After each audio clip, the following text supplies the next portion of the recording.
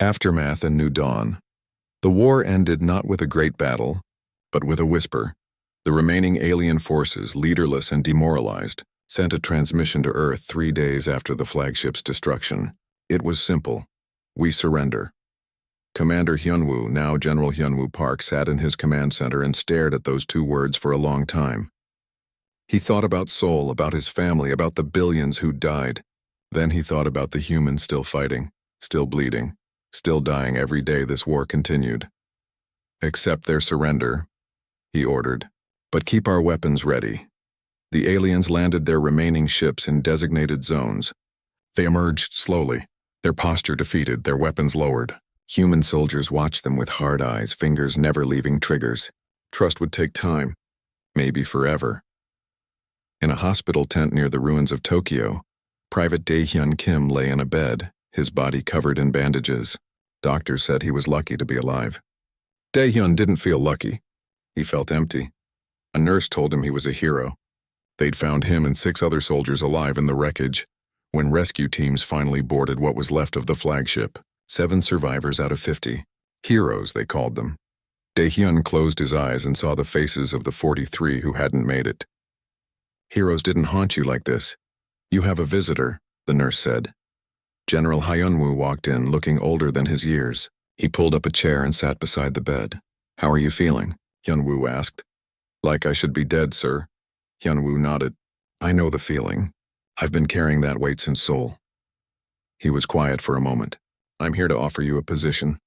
We're forming a new unit, training the next generation. We need people who know how to fight, who know how to survive. We need you."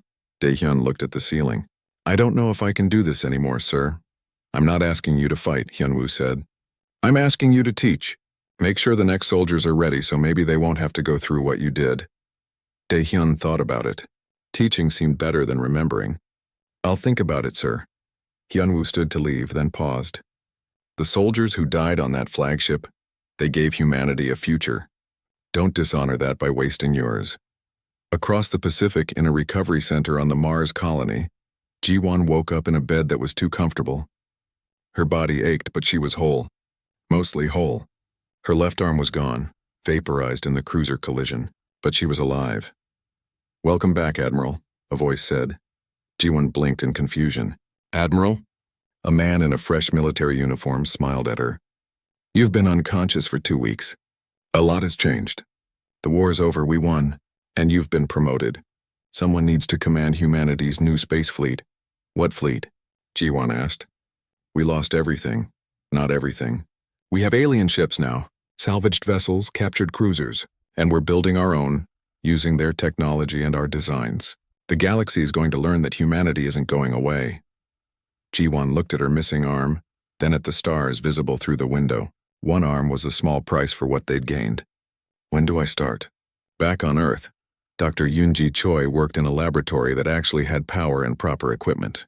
Alien technology was being dissected, understood, and improved. The shields that had protected them, the weapons that had nearly destroyed humanity, the faster-than-light engines that let them cross the stars, all of it was being reverse-engineered. She'd become the head of the United Earth Technology Council. Hundreds of scientists worked under her direction, learning secrets that would take humanity centuries to discover on their own.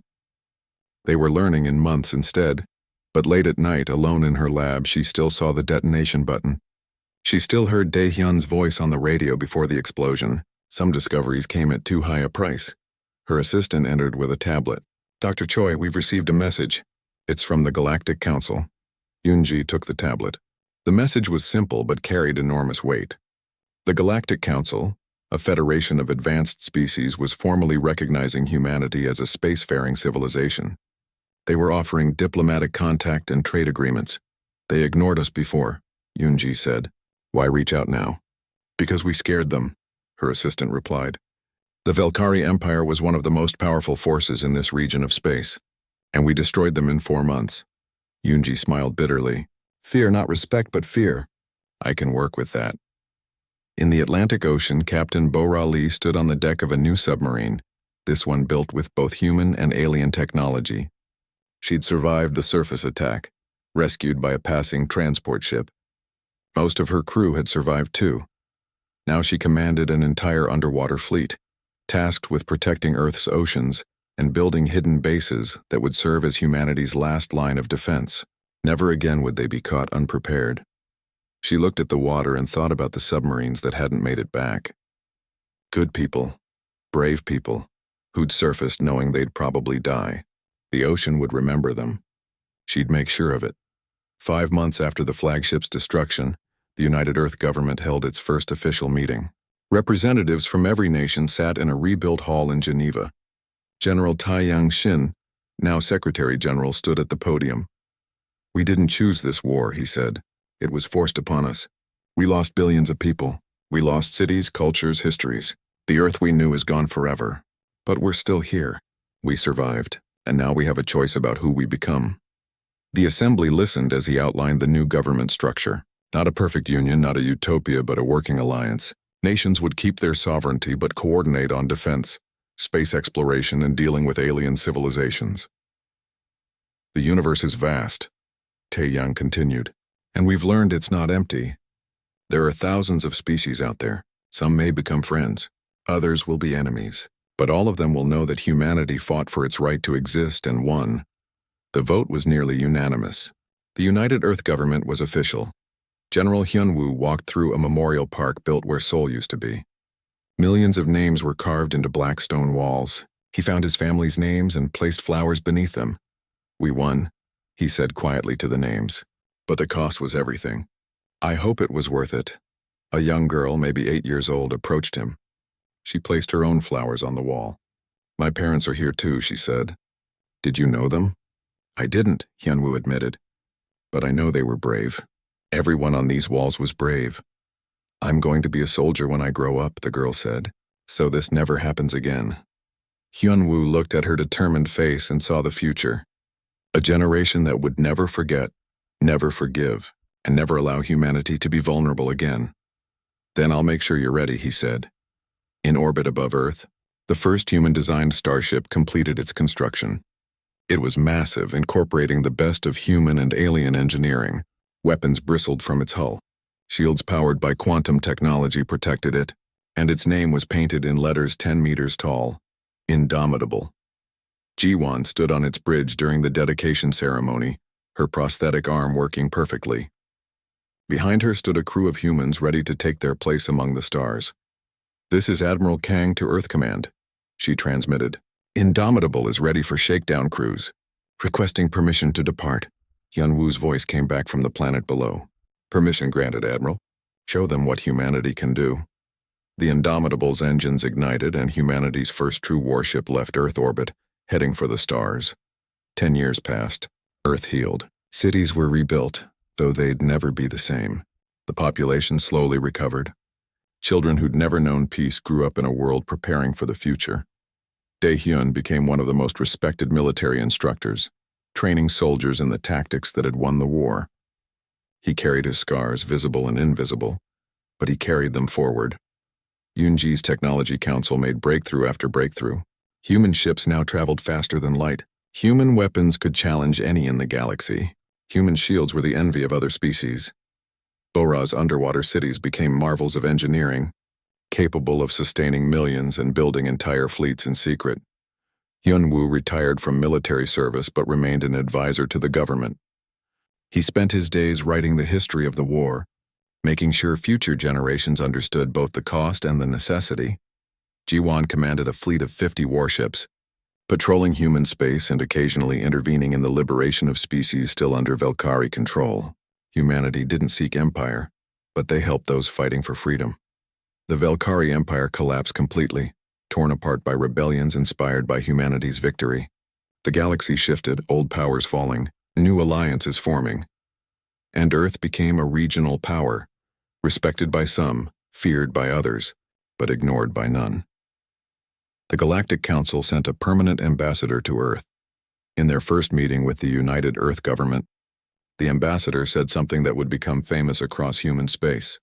"When the Velkari came to your world, our projections showed complete human extinction within weeks. You survived 4 months and destroyed them.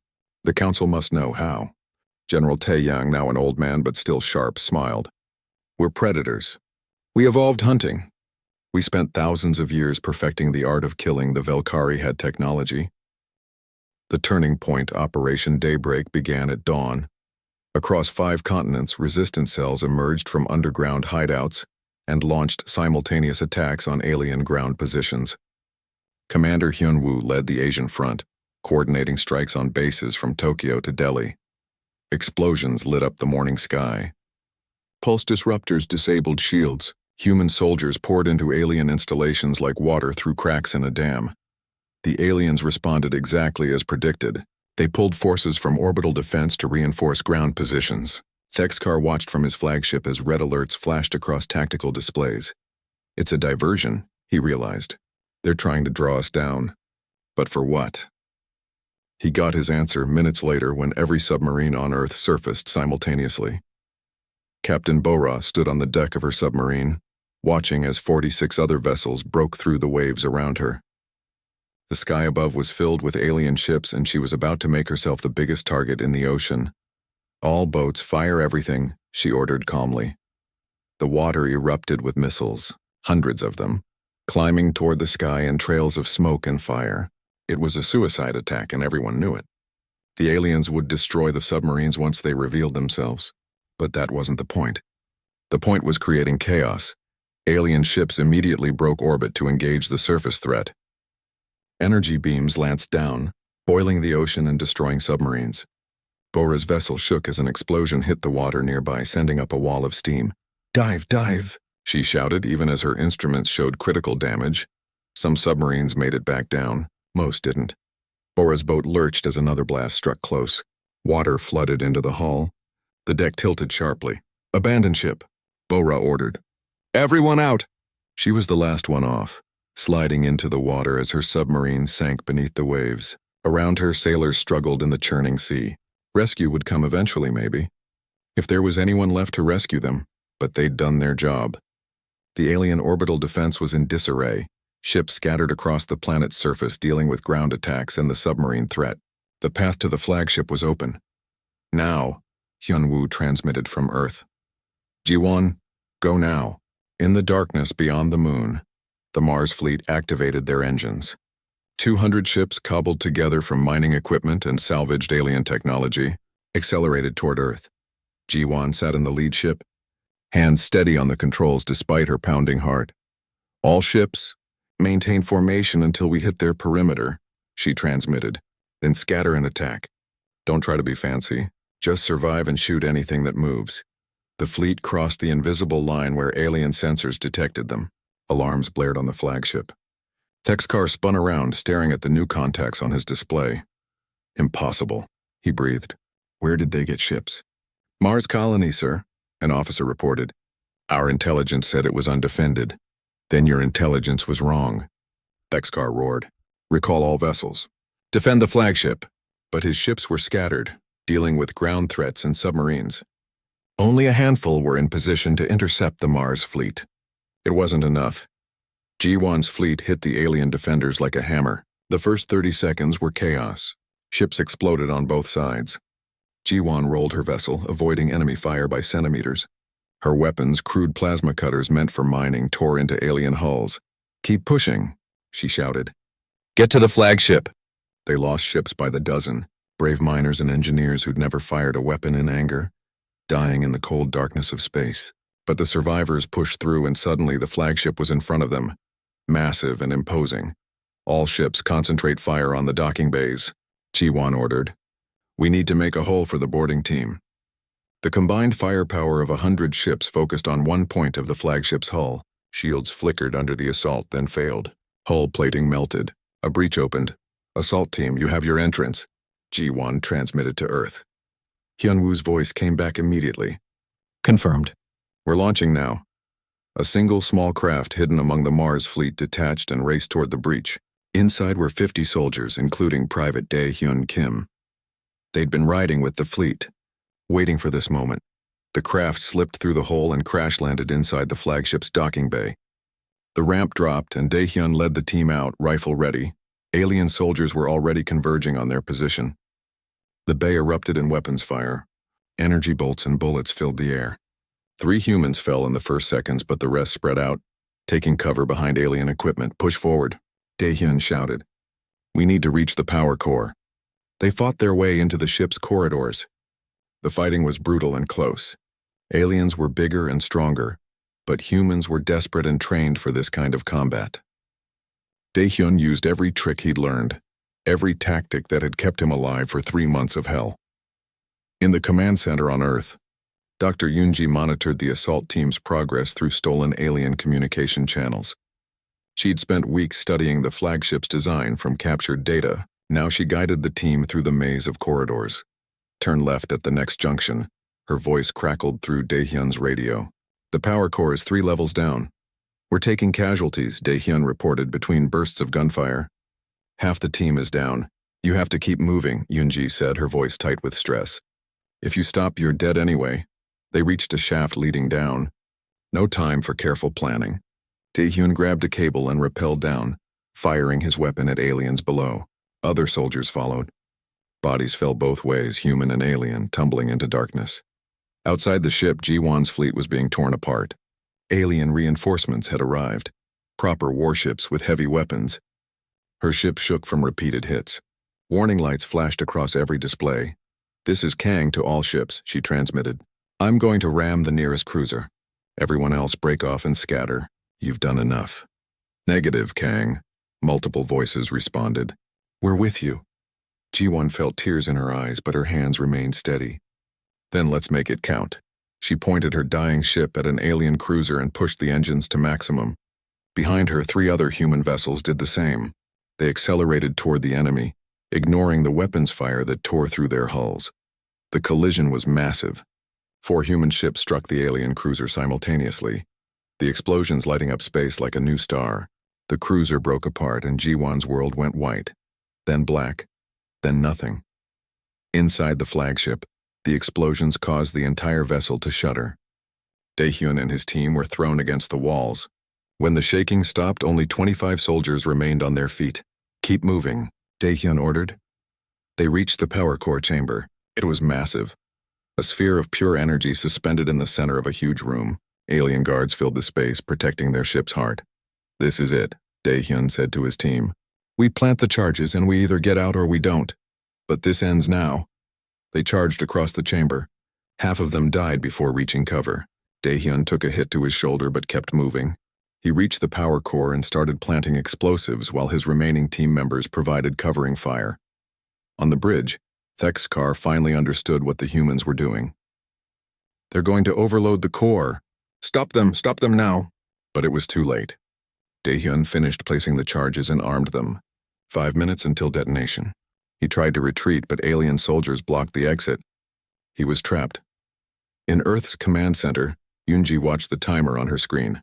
She could detonate the charges remotely right now and guarantee the flagship's destruction. But the assault team was still inside. Daehyun was still inside, Dr. Choi, Hyunwoo said quietly. You know what you have to do. Yoonji's hand hovered over the detonation control. She thought about all the people who died. Seoul, her daughter, millions of humans.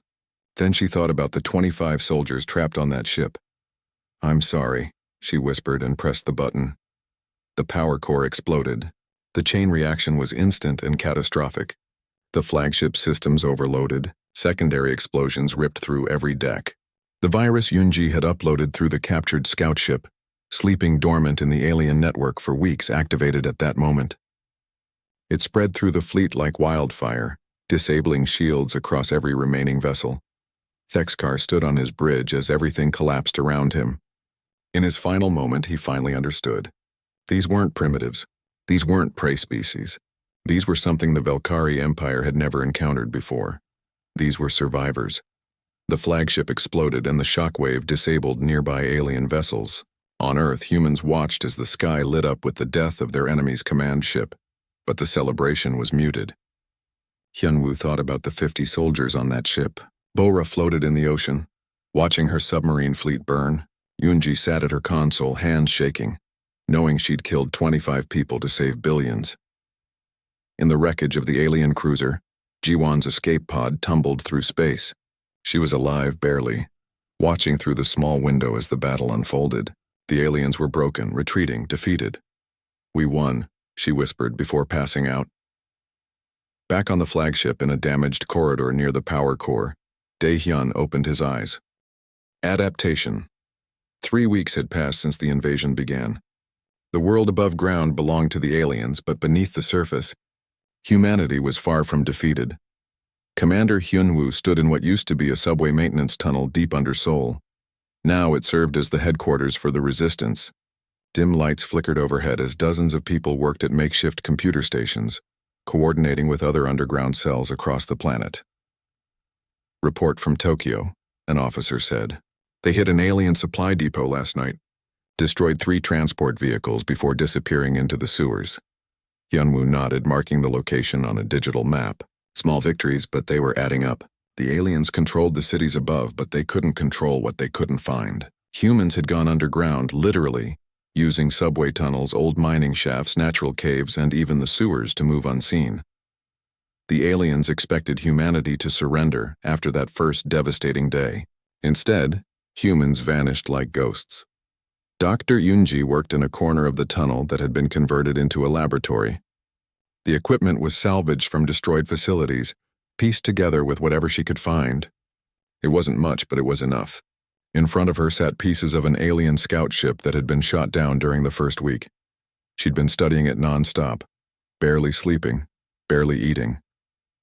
The alien technology was incredible, far beyond anything humanity had created. But it wasn't magic. It followed rules, and rules could be understood. Rules could be broken. The shields work on quantum entanglement, she explained to Hyun-woo when he came to check her progress.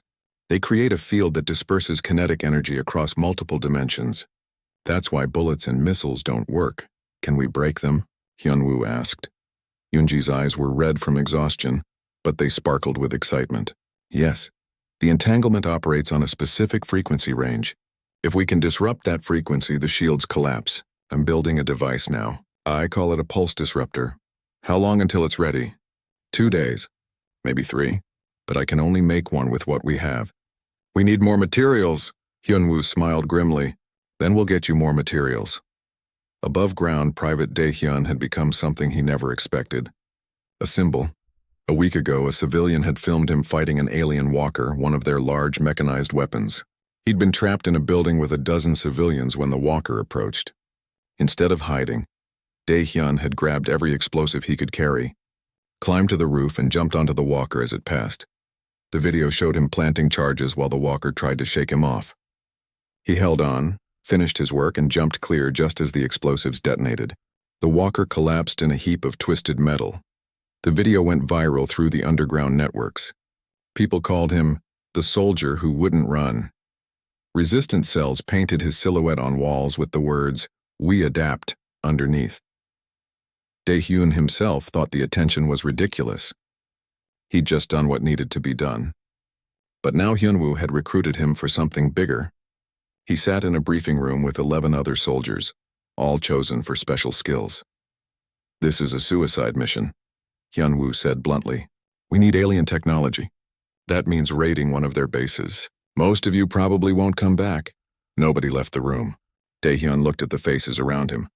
They were scared, but they were here. That's what humans did. They were scared, but they showed up anyway. Far above Earth's atmosphere, in the orbital space docks around Mars, pilot Ji-won floated in zero gravity. She'd made it here 2 weeks ago, breaking through the alien blockade in a desperate run that had cost her half her squadron. But she'd made it, and she'd brought a message. "Earth needs you," she told the assembled miners and colonists. "The aliens think we're beaten. They're wrong. But we need ships. We need fighters. We need every person who can hold a weapon or fly a craft." The Mars colony had avoided the worst of the invasion. The aliens considered it unimportant, a small settlement not worth the effort. That mistake would cost them. "We're not soldiers," one miner said. "We're engineers, technicians, families." Ji-won looked at him hard. "Earth is families too. Your family's my family, and they're dying while we talk. So you can be engineers and technicians who sit safely up here, or you can be the ones who save humanity. Choose." She didn't wait for an answer. She walked to the docking bay where engineers were already stripping mining ships of their drilling equipment and mounting whatever weapons they could create. It wasn't much, but it was something. Humans were good at making something out of nothing. Back on Earth in the ocean depths, Captain Bora Lee commanded her submarine. The ocean was the one place the aliens largely ignored. Their sensors were designed for space combat and struggled with water. Bora used that advantage ruthlessly. Target locked, her weapons officer said. Alien supply ship 200 meters above surface. Fire, Bora ordered calmly. Torpedoes launched from the submarine, racing toward the surface. They burst from the water and struck the alien ship's underbelly before it could react. The ship didn't explode dramatically like in movies. It just stopped working, systems failing, and crashed into the ocean. Dive, dive, dive, Bora commanded. Take us deep before they know what hit them. The submarine descended into darkness, vanishing like it had never been there. Above, alien ships converged on the crash site, confused and angry. They found nothing. Yunwu received the report and smiled. The aliens were learning that humans were everywhere and nowhere. Every time they thought they understood the resistance, it attacked from a new angle. Daehyun's mission launched that night. 12 soldiers, dressed in dark clothes, carrying salvaged weapons and homemade explosives. Their target was a small alien forward base near the ruins of Seoul. They moved through the darkness like shadows, using rubble and destroyed buildings for cover. Daehyun's heart pounded, but his hands were steady. Fear was good. Fear kept you sharp. The base had 4 alien guards and several transport vehicles. Security was light. The aliens didn't expect attacks anymore. They thought humanity was hiding, waiting to die. They were wrong. Go, Daehyun whispered into his radio. The team split into 3 groups. One disabled the perimeter sensors. Another planted charges on the transport vehicles. Daehyun led the 3rd group into the main structure, looking for technology they could salvage. Inside, they found storage rooms filled with alien equipment. Power cells, weapons, armor, communication devices. It was a treasure trove. They grabbed everything they could carry. Then an alarm blared. They'd been discovered. Move, move, Daehyun shouted. The team ran for the exit. Behind them, alien soldiers poured into the corridor. Energy weapons lit up the darkness. One of Daehyun's soldiers fell, then another. But the rest made it outside just as the charges detonated. The explosion was massive. The entire base went up in flames.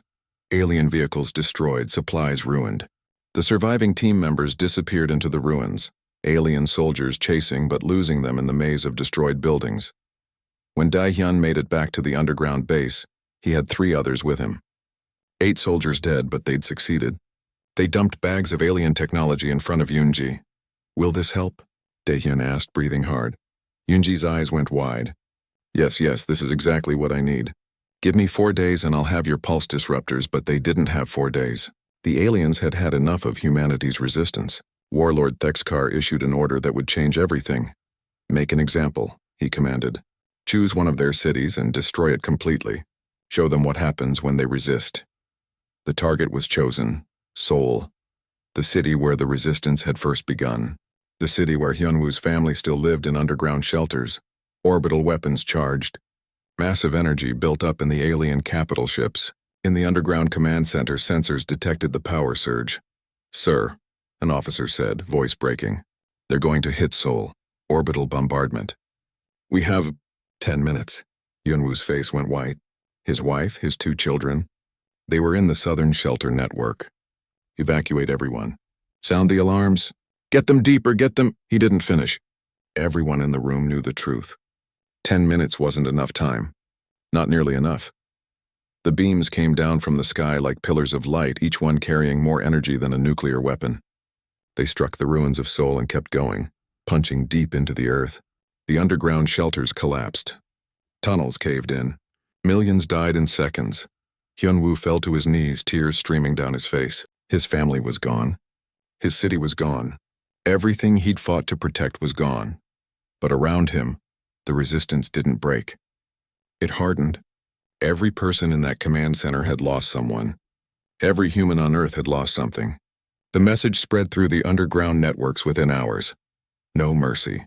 No surrender. No submission. Daehyun stood in the ruins on the surface that night, looking at the crater where Seoul used to be. Beside him, other soldiers stood silent, their faces like stone. They think this will break us, Daehyun said quietly. They're wrong. This is when we stop fighting to survive. This is when we fight to win. In her laboratory, Yoonji worked faster than ever before. tears running down her face as her hands assembled the pulse disruptors. Above Earth, the counteroffensive. 3 months into the invasion, everything changed. The alien base outside Tokyo never knew what hit them. At exactly 300 hours, the power went out. Shields flickered and died. Communication systems went silent. For 5 seconds, the aliens were blind and defenseless. Then the humans attacked. Commander Hyunwoo led the assault personally. He'd spent the last month planning this operation, coordinating with resistance cells across Asia. Now, armed with Unji's pulse disruptors, they had a weapon that could level the playing field. "Go, go, go!" Hyunwoo shouted. 200 human soldiers poured into the alien base from every direction. They moved fast, using the darkness and confusion to their advantage. The aliens scrambled to respond, but they were used to fighting from behind shields. Without that protection, they were vulnerable. Daehyun was in the first wave. He carried a pulse disruptor in one hand and a rifle in the other. When he encountered an alien soldier, he aimed the disruptor and pulled the trigger. A pulse of energy shot out, invisible but effective. The alien's personal shield vanished, and Daehyun's rifle did the rest. The fighting was brutal. Humans and aliens struggled in close quarters, something the alien soldiers had never trained for. They were taller and stronger, but humans were faster and more desperate. The base fell in 40 minutes. "Secure the area," Hyunwoo ordered. "Take everything we can use. We move out in 20 minutes. They stripped the base of technology, weapons, and supplies, then vanished back into the ruins before alien reinforcements could arrive. By the time the rescue ships landed, there was nothing left but bodies and smoking wreckage. In orbit above Earth, Ji-won sat in the cockpit of a retrofitted mining vessel. Behind her flew 200 similar ships, all filled with miners, engineers, and colonists from Mars. They weren't proper warships, but they didn't need to be. They had surprise. "All ships, this is Kang," Ji-won spoke into the radio. "Target the supply convoy ahead. Remember, hit them fast, hit them hard, then scatter. Don't try to be heroes." The Mars fleet dropped out of high orbit like a swarm of angry bees, descending on an alien supply convoy that was bringing reinforcements from their staging area beyond the moon. The aliens had grown complacent, assuming humanity had no space capability left. Ji-won's ship opened fire with jury-rigged plasma cutters, designed to slice through asteroid rock but working just as well on alien hull plating. Other ships followed, their attacks uncoordinated but relentless. The convoy tried to respond, but they were transport ships, not warships, and they had no fighter escorts. "Break off," Ji-won ordered after 3 minutes of combat. "Scatter pattern Delta, we've done enough." The Mars fleet split in a dozen different directions, disappearing into the darkness of space. Behind them, 6 alien transport ships burned, their precious cargo of weapons and soldiers lost. In the Pacific Ocean, Captain Bo-Ra coordinated the largest submarine operation in human history. Every functioning submarine from every navy on Earth had gathered for this mission. 47 vessels, all aimed at one target, the alien capital ship hovering over what used to be Hawaii. "All boats, maintain radio silence," Bo-Ra transmitted on the secure channel. "Fire on my mark." The submarines rose to launch depth simultaneously. Torpedo tubes opened. Missiles armed. "Mark." Over 200 missiles burst from the water at once, screaming toward the sky. The alien capital ship detected them immediately and activated point defense systems. Energy beams shot down from the ship, destroying missiles by the dozen. But there were too many. 20 missiles got through, slamming into the ship's underbelly where the shields were weakest. Explosions rippled across the hull. The ship listed to one side, struggling to maintain altitude. "Dive," Bo-Ra shouted. "Maximum depth, go!" The submarines plunged into the darkness as alien ships converged on their position, but the ocean was vast and the humans knew how to hide in its depths. The aliens searched for hours and found nothing. Back on land, Dr. Yoonji stood in a hidden factory, watching as the 100th pulse disruptor rolled off the assembly line. They'd set up production facilities in bunkers and caves across the world, using salvaged alien technology and human ingenuity to mass-produce the weapons. "How many can we make per day?" asked General Tae Yang-shin, who had emerged from hiding to take command of global resistance operations. 50, maybe 60 if we push it, Yoonji replied. "But we need more power cells. The alien ones work best, which means we need to raid more bases," Tae-yang finished. He looked at the production line, these weapons that were finally giving humanity a fighting chance. Then we raid more bases, every night if we have to. And they did. Across the world, resistance cells attacked alien positions. Sometimes they won. Sometimes they lost. But every battle, win or lose, humans learned something new about their enemy. The aliens were predictable. They used the same tactics every time. They advanced in formation. They relied on their shields. They never expected attacks from below or behind. And most importantly, they'd never learned to really fight. For centuries, they'd simply overwhelmed enemies with superior technology. But humans had been fighting each other for thousands of years. Humans knew war. Humans understood tactics, guerrilla warfare, sacrifice, and adaptation. Take away the aliens' technological advantage, and they were just targets.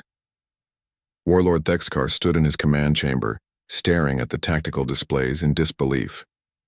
Red marks covered the map, each one representing a defeat. Small defeats, minor losses, but they kept coming. Day after day, his forces were harassed, attacked, destroyed. "How is this possible?" he demanded. "They're primitives. We defeated their military in days." "They've adapted, Commander," his second officer reported. "They've learned to counter our shields.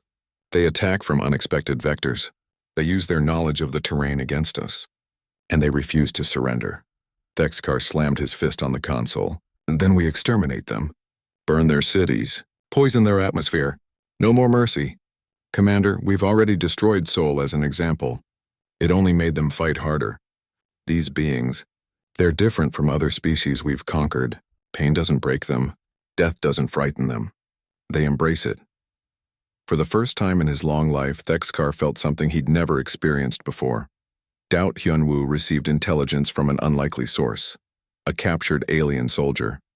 The creature had been wounded in a raid and taken prisoner. At first it refused to speak, but humans had become creative in their interrogation methods. The alien revealed something crucial. The Velkari Empire, which the aliens called themselves, had never faced sustained resistance before. Other species either surrendered immediately or were exterminated from orbit. The Empire knew how to conquer, but not how to fight a real war. "They're brittle," Hyunwoo told his command staff. "All offense, no defense. They've never needed to defend before. Every battle they've ever fought lasted days at most. But we've been fighting for 3 months and we're just getting started."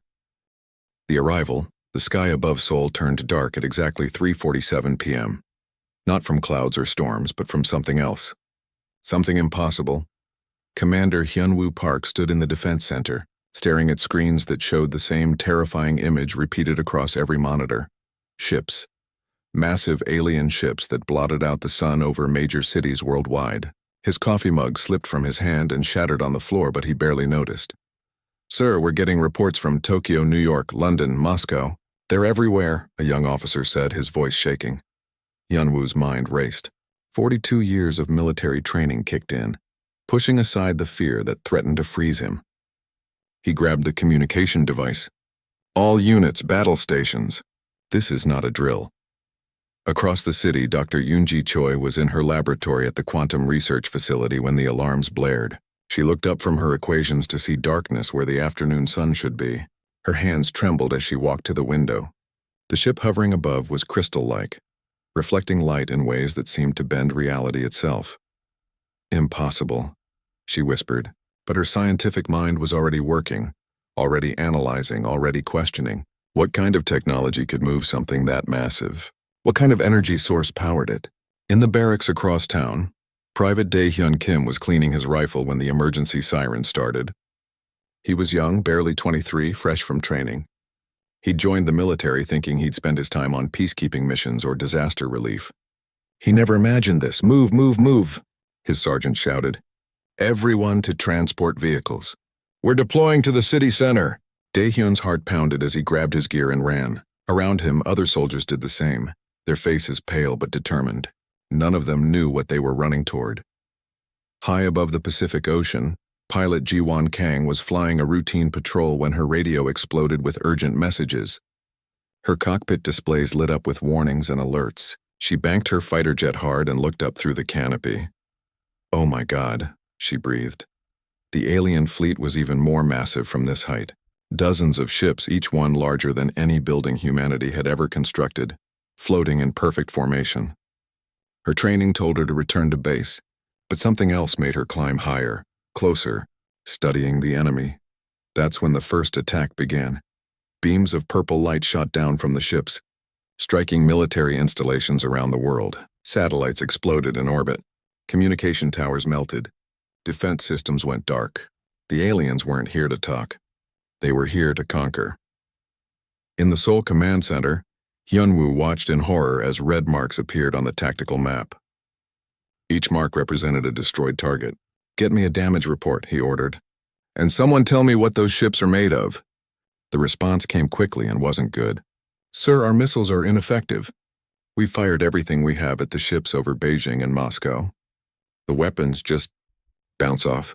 Some kind of energy shield." Hyunwoo felt his stomach drop. Energy shields. Like something from a science fiction movie. But this was real. Terrifyingly real. The alien ships began landing, massive legs extended from their undersides, crushing buildings as they settled onto the ground. Ramps opened and creatures emerged. They stood tall, with elongated bodies covered in metallic armor that seemed to grow from their skin. Their faces were hidden behind helmets, but their weapons were clearly visible. Daehyun's transport truck screeched to a halt 3 blocks from the nearest landing site. He and 50 other soldiers jumped out, taking cover behind vehicles and buildings. The sergeant pointed forward. "Hold this position! Do not let them advance!" The aliens moved with strange, fluid motions, advancing down the street in perfect formation. They didn't run or hurry. They walked with the confidence of beings who had never lost a battle. "Fire!" the sergeant screamed. Bullets filled the air.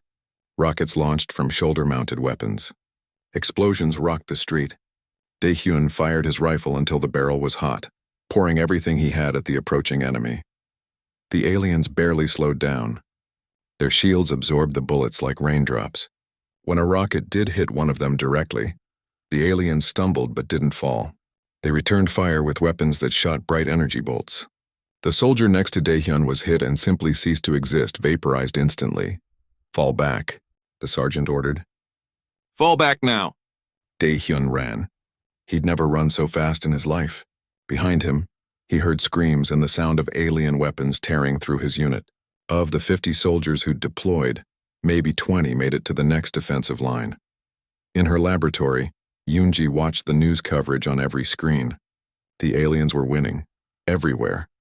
Every military in the world was throwing everything they had at the invaders and nothing worked. She watched soldiers die. She watched cities burn. She watched humanity lose, but then something caught her attention. In one video from Tokyo, an alien shield flickered for just a moment after taking repeated hits. It was barely noticeable, less than a second, but Yoonji saw it. She rewound the footage and watched again. There. The shield went down for a fraction of a second before recharging. "They're not invincible," she said to herself. Nothing is invincible. Ji-won's fighter squadron engaged the alien ships in the sky. They'd been ordered to protect evacuation routes, but that meant getting close to the enemy. Too close. She watched as alien fighters, sleek and fast, launched from the capital ships. "Break formation," she shouted into her radio. "Evasive maneuvers." The dogfight was brutal. Alien weapons tracked her every move, but Ji-won was one of the best pilots alive. She twisted and turned, using every trick she knew. She managed to get behind one alien fighter and opened fire. Her bullets hit the back of the craft, and for a moment nothing happened. Then the shield flickered, just like Yoonji had seen in the footage, and her next burst of fire punched through, destroying the fighter. "Did you see that?" Ji-won yelled into the radio. "The shields have a recharge time. Hit them fast and hard, don't give them time to recover." But even as she spoke, 3 more of her squadron were shot down. They were learning, adapting, but the cost was terrible. By nightfall, the first day of invasion ended. Earth had lost 30% of its military capability. Millions were dead. Cities lay in ruins. The aliens controlled strategic positions across the globe. In the command center, now operating from an underground bunker, Hyunwoo stared at the maps. They'd lost so much, but something bothered him. The aliens fought with rigid, predictable tactics. They advanced in straight lines. They attacked obvious targets. They moved like chess pieces, following a strategy that never changed. "They're overconfident," he said quietly. "They've done this before, and they've always won. They think we're already beaten." An officer approached him. "Sir, We've received orders to consolidate all remaining forces and attempt a direct assault on the landing sites. Hyunwoo shook his head. No, that's what they expect. We need to do something they don't expect. We need to disappear, sir. Evacuate the cities. Get everyone underground. We're not going to fight their war. We're going to fight our own. Across the city, Daehyun huddled in a basement with survivors from his unit. They were exhausted, terrified, and beaten, but they were alive. A young woman handed him a bottle of water and he drank gratefully. What do we do now? Someone asked. Daehyun looked at the faces around him. They weren't soldiers from Earth Defense Force anymore. They were survivors. And survivors found a way. We adapt, he said. We learn, and we fight back. Above ground, the alien ships hummed with power, their lights illuminating the darkness. Inside the command ship, Warlord Thexkar reviewed the day's conquest. Everything had gone according to plan. The humans had fought bravely for primitives, but bravery meant nothing against superior technology. How long until complete pacification? He asked his subordinate. 3 days, Commander. Maybe 4. They have no leadership left, no organization. It's over, Thexkar nodded. 40 star systems conquered, and not one had lasted more than a week. Earth would be no different. He had no idea how wrong he was. The cosmic battle had begun, but it was far from over.